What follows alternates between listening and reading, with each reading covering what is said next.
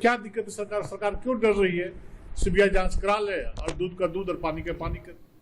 Manish Mehta is still with us on this story. Manish, BJP's senior leaders continue to speak out on this protest, cornering the state government.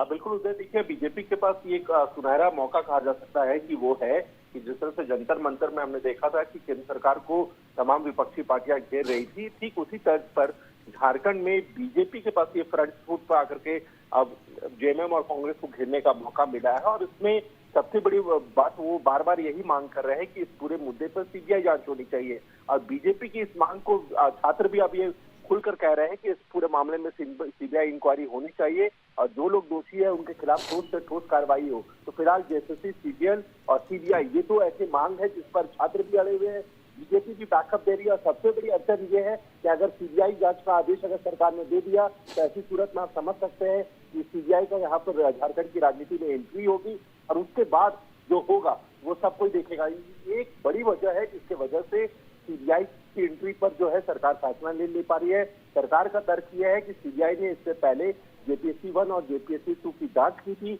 20 सालों तक ये जांच चली और इसके बाद भी कोई ठोस परिणाम नहीं निकले। तो ऐसे में हम सीआईडी से जांच कर रहे हैं, 90 दिन के अंदर चार्जशीट फाइल होगी, फास्ट ट्रैक कोर्ट का गठन करेंगे, जो भी दोषियों की कार्रवाई होगी। 20 लोगों को अभी तक हमने जेल में भेजा है, लेकिन तमाम दावों के बावजूद छात्र सरकार की बात से सहमत नजर नहीं आ रहे हैं।